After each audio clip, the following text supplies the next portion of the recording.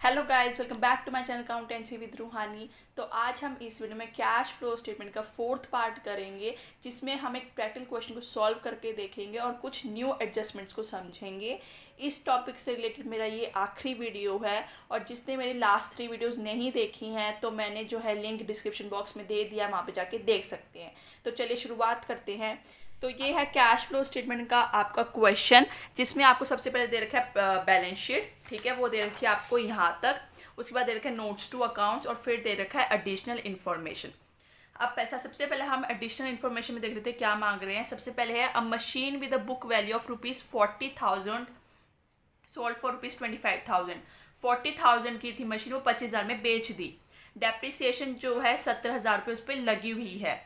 Preference shares जो है वो रिडीम्ड हुए थे 31 दिसंबर 2018 को, ठीक है, एट अ प्रीमियम ऑफ 5% के। हमने प्रेफरेंस शेयर्स का रिडम्पशन करी है। रिडम्पशन मीन्स क्या हुआ, रिडीम्ड मीन्स क्या हुआ, हमने पेमेंट करी है, और वही 5% प्रीमियम पे। अगर सपोज प्रेफरेंस शेयर्स की फेस वैल्यू 100 है, तो 100 का हम जब 5% करेंगे, डैट इज मतलब ₹5 आएगा। तो जब हम उसको 100 में ऐड ऑन करेंगे 5 को, तो मतलब मैंने जो प्रेफरेंस शेयर्स की वैल्यू पे करी है वो ₹105 के अकॉर्डिंग पे करी है, ना कि ₹100 के अकॉर्डिंग, ठीक है। फोर्थ आता है इंटीरियम डिविडेंड, जो है वो हमने इक्विटी शेयर्स पे 15% पे करा है 31 मार्च 2019 को। एंड लास्ट वन इज जो फ्रेश इक्विटी शेयर्स है वो हमने इशू करे हैं प्रीमियम पे, 10% प्रीमियम पे, ठीक है, कब, 31 मार्च 2019 में। फ्रेश इक्विटी शेयर्स या एडिशनल इक्विटी शेयर्स मतलब कि जो भी डिफरेंस होगा ना, उस पर आपको प्रीमियम लगाना है। अब हम देखते हैं क्वेश्चन को, देखते हैं कि ये हमारा क्वेश्चन है, ये मेरा सोल्यूशन है। सबसे पहले तो फॉर्मेट बना लिया हमें, आपको फॉर्मेट पता है। अब आप देख सकते हो कि मैंने ये जो है मार्क कर रखे हैं। ये मार्क करे वाले जो एडजस्टमेंट्स है बहुत ही ज़्यादा इंपॉर्टेंट है, जिसमें बच्चों को काफ़ी कन्फ्यूजन होती है, और इस तरह के एडजस्टमेंट्स आते ही आते हैं, ठीक है। तो अब हम सबसे पहले इन एडजस्टमेंट्स को समझ लेते हैं। पहले हम अ machine with a book value of ₹40,000, पहले मशीन अकाउंट बनाएंगे जो हमने बना रखा है फिक्स्ड अकाउंट एसेट, जिसमें हमने ब्रॉड डाउन ले लिया, कैरेट डाउन ले लिया। उसके बाद हमने क्या किया कि 25,000 का हमने सेल करा है, तो बाय बैंक अकाउंट में आ गया, ठीक है। उसके बाद loss on sale of asset, book value, उसकी जो वैल्यू थी वो कितनी थी, 40,000 थी, हमने 25,000 में बेच दिया, तो कितना हमें लॉस हुआ, 15,000 का, वो हमने यहाँ पे लिख दिया। और उसके बाद इस पर डेप्रिसिएशन दे रखी है 70,000 की, ठीक है, वो हमने यहाँ पे लिख दी। अब हम क्या करेंगे, बैलेंस करेंगे, और बैलेंस करने के बाद हमारा क्या निकलेगा, टू बैंक अकाउंट, जो हमने परचेज किया है, कितने का, 2,20,000 का, ठीक है। ये हमारी बैलेंसिंग फिगर निकल गई। यह आपका था फिक्स्ड एसेट अकाउंट, जो मशीनरी अकाउंट का था। तो इसके तो हम एडजस्टमेंट्स देख लेंगे, मैंने आपको लास्ट वीडियो में भी बताया था इसके एडजस्टमेंट्स, तो अभी हम देख लेंगे। अब इसके बाद जो लास्ट 3 पॉइंट्स है वो न्यू पॉइंट्स है इस क्वेश्चन में। अब आप देखिए, सबसे पहले हमने लिया नेट प्रॉफिट बिफोर टैक्स, जो हमने निकाला है इसमें बैलेंस में। तो नेट प्रॉफिट बिफोर टैक्स निकालना है। सबसे पहले हम क्या करेंगे, अब आपको पता था नोट नंबर, आपको मैंने बता दिया था कि हमें नोट नंबर पे जाके जहाँ जहाँ पे हमें नोट नंबर दे रखा हो उसी को बस हमने फॉलो करना है। जैसे अब हमें क्या दे रखा है, रिजर्व एंड सरप्लस में दे रखा है, तो हम जाएंगे, तब सरप्लस हमें दे रखा है, तो हमने सिर्फ यही अमाउंट लेनी है। जो डिफरेंस होगा इन दोनों का वो हमारा आएगा पहले balance in statement of P&L। उसके बाद हम क्या करते हैं, प्रेफरेंस डिविडेंड या प्रपोज डिविडेंड, ठीक है। हम क्या करते हैं, प्रपोज डिविडेंड करंट ईयर का ऐड करते हैं, और जो लास्ट ईयर का होता है वो माइनस करते हैं, या फिर आप कह सकते हो प्रेफरेंस डिविडेंड। जो प्रेफरेंस डिविडेंड करंट ईयर का है 12,000, वो हमने क्या किया, ऐड कर दिया, ध्यान से देखिएगा, ऐड कर दिया। और जो लास्ट ईयर का हमारा कितना बनता है 24,000, वो हमने क्या कर दिया, माइनस कर दिया, ठीक है। एक ये पहले एडजस्टमेंट होगी हमारी, मतलब एडजस्टमेंट नहीं, जो आपको नेट प्रॉफिट में निकालना था।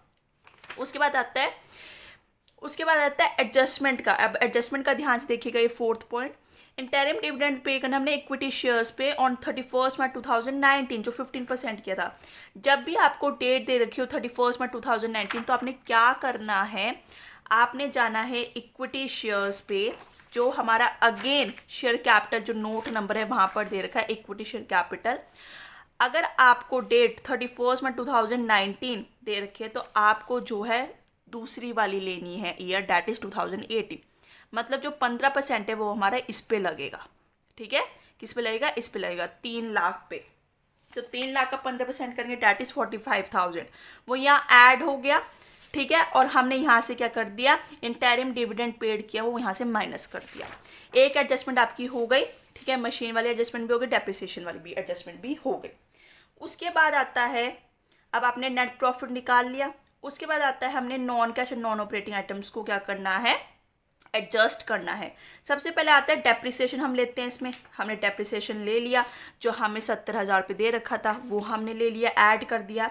अब आप देखो कि जो बैलेंस शीट में आपको एक न्यू पॉइंट दे रखा है, that is provision for doubtful debts, जो हमारा नॉन कैश और नॉन ऑपरेटिंग आइटम्स में आता है।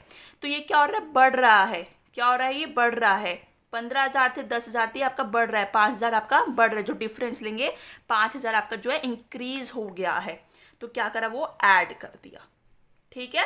और उसके बाद हमने लिया है फिर interest on long term borrowings. अब ध्यान से देखिएगा, ध्यान से बिल्कुल। दो आपको हिडन एडजस्टमेंट्स बताऊंगी मैं आपको। जब आपको डिबेंचर्स, जो हमारी नॉन करंट लायबिलिटी है, जो हमारी लायबिलिटी है, यहाँ पर आपको दे रखा है 10%, ठीक है। और जब आपको यहाँ पे जो एसेट है हमारा नॉन करंट एसेट इन्वेस्टमेंट, जो 10% दे रखा है, ये हमारी हिडन एडजस्टमेंट्स होती हैं, ठीक है। इन हिडन एडजस्टमेंट्स का कोई भी हमने जो है एंट्री नहीं करी होती है, कोई भी इसका इम्पैक्ट नहीं दिखाया होता है। अब आपको ये पता है +1 में जब आपने फाइनल काउंट्स करे होंगे तो उसमें बताया होगा, जो ट्रायल बैलेंस में आइटम्स आती हैं उनका सिर्फ एक ही इम्पैक्ट हम दिखाते हैं, लेकिन जो ट्रायल बैलेंस के नीचे जो इन्फॉर्मेशन दे रखी होती है एडजस्टमेंट्स, उसके हम 2 इम्पैक्ट्स दिखाते हैं, क्योंकि उनके डबल इम्पैक्ट हमें दिखाने पड़ते हैं, ठीक है, ऐसे ही होता है। तो लेकिन जो ये ट्रायल बैलेंस में बेशक है, बट इसके जो है अभी हमने कोई इसके एडजस्टमेंट्स नहीं होती, हिडन एडजस्टमेंट्स होती हैं, इनको हिडन एडजस्टमेंट्स बोलते हैं। तो इनके 2 इम्पैक्ट दिखाएंगे। सबसे पहले interest on long term borrowings, that will be added. अब इंटरेस्ट हमेशा जो निकालते हैं हम ओपनिंग बैलेंस पे निकालते हैं, चीज़ ध्यान रखनी है आपको। जब भी हम इंटरेस्ट निकालेंगे वो ओपनिंग बैलेंस पे निकालेंगे, ठीक है। और यहाँ पे भी हम ओपनिंग बैलेंस पे ही निकाल लेंगे। तो जब मैंने 10% 1 लाख का करा, डैट इज 10,000, वो मैंने क्या कर दिया, ऐड बैक। और जो interest on long term borrowings है वो क्या हो गए, यहाँ से भी माइनस हो गए। Interest paid on long term borrowings वो फाइनेंसिंग से भी माइनस हो गए। 2 एडजस्टमेंट मैंने दिखा दी, 2 इम्पैक्ट मैंने दिखा दिया। उसके बाद आता है इन्वेस्टमेंट का भी। इन्वेस्टमेंट का जो हमारा इंटरेस्ट है वो क्या हो रहा है, हमने इन्वेस्टमेंट लगाया है तो हमें मिलेगा, तो हमने माइनस करना, गेन है। तो इंटरेस्ट इन्वेस्टमेंट यहाँ पे अगेन ओपनिंग बैलेंस पे लगाएंगे। तो यहाँ पे क्या है, 30,000 का 10% जो है 3,000 हुआ, वो यहाँ अगर हमने यहाँ पे माइनस करा है तो वो इन्वेस्टिंग में, क्योंकि इन्वेस्टिंग से रिलेटेड होता है ना एसेट, तो यहाँ पर क्या कर देंगे, ऐड बैक कर देंगे। 2 इम्पैक्ट दिखा दी, ठीक है, समझ आया। उसके बाद आता है हमारा loss on sale of machinery, ठीक है। Loss on sale of machinery हमारी यहाँ पर आई थी 15,000, वो हमने ऐड कर दिया। इंटरेस्ट ऑन इन्वेस्टमेंट तो मैंने आपको बताया था। जब आपको ये सब एंट्रीज डालते हुए तो आपका क्या निकल जाएगा, operating profit before working capital changes. उसके बाद decrease in current asset, increase in current liability, increase in current asset, increase और डिक्रीज इन करंट लायबिलिटी। तो हमने वो लेनी है। पहले हम करंट एसेट्स का देखते हैं, जो करंट एसेट्स आएंगे। अब जो हमारे करंट एसेट्स हैं, करंट एसेट्स में क्या आता है, करंट इन्वेस्टमेंट्स तो मैंने आपको बोलता है कैश एंड कैश इक्विवेलेंट्स में लेते हैं, इन्वेंट्रीज और इन्वेंट्रीज आगे ट्रेड रिसीवेबल। तो जो भी इंक्रीज डिक्रीज होगा आपको प्लस माइनस कर देना है, ठीक है। और जो करंट लायबिलिटीज़ है हमारी, इसमें अगेन ट्रेड पेबल्स आएगा हमारा, ठीक है। जो ट्रेड पेबल, सिर्फ ट्रेड पेबल्स आएगा हमारा, क्योंकि अदर करंट लायबिलिटीज हमारे नोट नंबर में आता है, तो इसका कुछ नहीं करेंगे, सिर्फ ट्रेड पेबल्स। इंक्रीज डिक्रीज होगा तो प्लस माइनस अकॉर्डिंगली उसके अकॉर्डिंग कर देना है। उसके बाद आता है हमारा, इसमें इनकम टैक्स कुछ नहीं था, इनकम टैक्स से रिलेटेड कुछ नहीं था, तो हमने कोई माइनस नहीं किया, तो हमारा ऑपरेटिंग प्रॉफिट निकल गया, डैट इज 3,01,000, ठीक है। उसके बाद आता है इन्वेस्टिंग। इन्वेस्टिंग जो है हमारा एसेट से रिलेटेड होता है, फिक्स्ड एसेट से रिलेटेड होता है। तो ध्यान से देखिएगा, सबसे पहले हमने परचेज किया फिक्स्ड एसेट, ठीक है, तो हम वो माइनस कर देंगे। हमने सेल किया मशीनरी 25,000 की, वो ऐड कर देंगे। इंटरेस्ट और इन्वेस्टमेंट मैंने आपको बता दिया है, ठीक है। और जो परचेज ऑफ इन्वेस्टमेंट है, अब आप देखिए 30,000 थे, 80,000 के हो गए। अगर बढ़ गए इन्वेस्टमेंट्स बढ़ गए, इसका मतलब हमने परचेज किया है, ठीक है। जब एसेट पे जो एसेट होता है, ठीक है, सपोज अभी मशीनरी होता, तो अगर वो घट रहा होता, मतलब घट जाता तो डेप्रिसिएशन लगता है, अगर बढ़ते तो हम मानते परचेज किया है, तो अगर ये बढ़ रहा है तो हमने परचेज किया है, तो परचेज ऑफ इन्वेस्टमेंट जो है माइनस हो गया हमारा। उसके बाद आते हैं फाइनेंसिंग। फाइनेंसिंग में क्या आएगा, सबसे पहले अब आपको क्या करना है, धीरे धीरे हम यहाँ से भी आइटम्स उठाते हैं। जो शेयर कैपिटल है, आपका नोट नंबर दे रखा है, इक्विटी शेयर कैपिटल का देखो डिफरेंस कितना बैठ रहा है, कितना बैठ रहा है, 50,000। तो 50,000 बैठ रहा है, मतलब हमारा क्या हो रहा है, जो लाइबिलिटी है वो बढ़ रही है। तो हम क्या करेंगे, proceed from issue of share capital that will be added. उसके बाद आता है प्रीमियम रिसीव्ड ऑन शेयर्स। अब आप देखो, आपको एडजस्टमेंट भी दे रखी है कि फ्रेश इक्विटी शेयर्स है, आपने इशू करने थे 10% पे आपने इशू करे हैं। तो आप देखो, आपको ऑलरेडी सिक्योरिटी प्रीमियम रिजर्व दे रखी है। सिक्योरिटी प्रीमियम रिजर्व वो रिजर्व होता है जिसमें हम जो अमाउंट प्रीमियम पे हम इशू करते हैं, वो अमाउंट जो हम सिक्योरिटी प्रीमियम रिजर्व में चार्ज करते हैं। जब भी हम शेयर्स को इशू करते हैं, फॉरफिट मतलब कैंसिल करते हैं, ठीक है, तो जो भी हम शेयर्स को इशू करेंगे प्रीमियम पे, तो जो प्रीमियम वाली अमाउंट होती है वो हम सिक्योरिटी प्रीमियम रिजर्व में डाल देते हैं।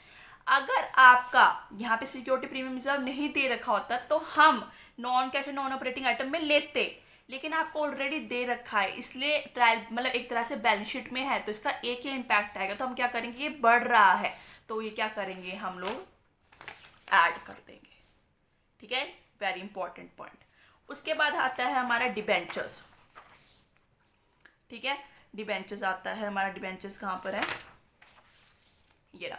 शेयर कैपिटल का हो गया, रिजर्व्स एंड शेयर कैपिटल का हो गया आपका। शेयर कैपिटल का आपको मैंने बता दिया, पहले प्रेफरेंस शेयर कैपिटल देख लेते थे आपको, ये आपको इजी है। प्रेफरेंस शेयर कैपिटल आप देखिए, जो प्रेफरेंस शेयर्स थे वो रिडीम करे हमने 31 March at a premium of 5%। Again सबसे पहले तो आप डिफरेंस ले लो, 2 लाख के थे 1 लाख के रह गए, ठीक है। तो जो प्रेफरेंस शेयर कैपिटल है, ठीक है, एक redemption of preference share capital मतलब हमने जो पेमेंट किया वो 1 लाख रह गया, जो डिफरेंस था 1 लाख ले लिया हमने, ठीक है। उसके बाद हमें जो है एडिशनल इन्फॉर्मेशन में क्या बोल रखा है कि हमने जो रिडम्पशन किया वो प्रीमियम पे किया 5%। तो अब आप देख सकते हो इस क्वेश्चन में कि भी आपको प्रीमियम और रिडम्पशन ऑफ प्रेफरेंस शेयर्स भी गिवन है, ये गिवन है, ठीक है। तो वो क्या कर रहे हैं, 10,000 थे 5,000 रह गए, तो 5,000 का डिफरेंस मतलब 5,000 मेरे कम हो रहे हैं, ठीक है, लायबिलिटी मेरी कम हो रही है, तो 5,000 क्या करूंगी मैं, माइनस कर दूंगी। ये क्या कर दिया मैंने, माइनस कर दिया, और मैंने रिडम्पशन ऑफ प्रेफरेंस शेयर भी ले लिया। उसके बाद जो डिबेंचर्स रह गए मेरे, डिबेंचर्स जो तो मेरे यहाँ पर थे, मैंने अब शेयर कैपिटल में भी मेरा हो गया, दोनों आइटम्स आ गई, ठीक है, शेयर कैपिटल की ये भी अमाउंट आ गई, और मेरी जो एडिशनल इन्फॉर्मेशन में देखिए एडजस्टमेंट वो भी हो गया, प्रेफरेंस शेयर से रिलेटेड भी दोनों हो गया। ये अमाउंट भी लेनी होती है आपको, अगर इक्वल होती है अमाउंट तो हम नहीं लेते। लास्ट वीडियो में मैंने ये बताया था कि इक्वल थी अमाउंट हमने नहीं ली, इसमें इक्वल नहीं थे अमाउंट, इसमें डिफरेंस आ रहा था तो हमने ली है, और इससे एडजस्टमेंट्स भी हमने ले लिया। उसके बाद आता है हमारा रिजर्व एंड सरप्लस भी हो गया। फिर आता है डिबेंचर्स। डिबेंचर्स जो है हमारे 1 लाख थे 2 लाख बढ़ गए हमारे डिबेंचर्स, ठीक है। तो हमने क्या किया, प्रोसीड्स फ्रॉम डिबेंचर्स, हमने जो है डिबेंचर्स हमारी लाइबिलिटी बढ़ गई है, तो 1 लाख यहाँ पर आ गई, ठीक है। उसके बाद इंटरेस्ट पेड और लॉन्ग टर्म बोरोइंग्स मैंने बता दिया था, इंटाइम डिविडेंड पेड बता दिया था मैंने आपको, और प्रेफरेंस भी बता दिया था। अब आप देख सकते हो डिबेंचर्स भी हो गया, ट्रेड पेबल हमारा चला गया है, अदर करंट लाइबिलिटी में हमारा क्या आता है, दैट इज प्रीमियम और रिडम्पशन, वो हमने ले लिया है, ठीक है। और प्रेफरेंस डिविडेंड हमने ले लिया है, फिक्स्ड एसेट से रिलेटेड हमने अकाउंट बना लिया, इन्वेस्टमेंट हमने ले लिया है, ठीक है। करंट एसेट्स में करंट इन्वेस्टमेंट्स तो हम अभी कैश एंड कैश इक्विवेलेंट्स पे लेंगे, इन्वेंट्री ले लिया, ट्रेड रिसीवेबल ले लिया, ट्रेड रिसीवेबल से रिलेटेड हमें नोट नंबर है तो वो दोनों ले लिए हमने, आप ये वाली अमाउंट फॉलो करनी है, प्रोविजन फॉर डाउटफुल डेट्स भी ले लिए। अब हमारा लास्ट क्या रहता है, अब आपने देख लिया, आपने ऑपरेटिंग भी निकाल लिया, इन्वेस्टिंग भी निकाल लिया, फाइनेंसिंग भी निकाल लिया, तो अब आपका क्या अब जब आप A+B+C करोगे, ठीक है, जब आप 304,000 जो हमारा आंसर आ रहा, सॉरी ये वाला नहीं, 3,01,000 जो हमारा ऑपरेटिंग से आ रहा था, ठीक है, 2,42,000 जो हमारे इन्वेस्टिंग से आ रहा था, ठीक है, और फाइनेंसिंग से 29,000, ठीक है। जब इन तीनों को आप ऐड करोगे तो आपका क्या आ रहा है, 30,000 पॉजिटिव में, इसका मतलब आपको इंक्रीज हुआ है, कैश एंड कैश इक्विवेलेंट्स पे इंक्रीज हुआ है। अब हम क्या करेंगे cash and cash equivalents in the beginning of the year के बिगिनिंग में जो कैश एंड कैश इक्विवेलेंट्स है, तो आप क्या करोगे, तो ये जो कैश एंड कैश इक्विवेलेंट्स देखे बिगिनिंग में 42,000 और करंट इन्वेस्टमेंट्स भी 8,000 ले लिया, तो हमारे क्या बने 50,000। जब आप at the end of the year सब मैच करोगे, कितना बनता है हमारा at the end of the year का, 70,000 प्लस 1,000 दैट इज 80,000, तो आपका ये मैच कर जाता है। ठीक है, तो आपको जो है एडजस्टमेंट्स तो करनी ही करनी है, मतलब एडिशनल इन्फॉर्मेशन की एडजस्टमेंट्स लेनी है, लेकिन आपको यहाँ से भी बैलेंस शीट से भी आपने जो है डिफरेंसेस को लेना है अपने एक एक आइटम को। अगर शेयर कैपिटल 1 लिखा हुआ है तो नोट नंबर पे जाओ, इक्विटी शेयर कैपिटल से रिलेटेड पहले ये डिफरेंस लो और इससे रिलेटेड जो भी एडजस्टमेंट है उसको लो।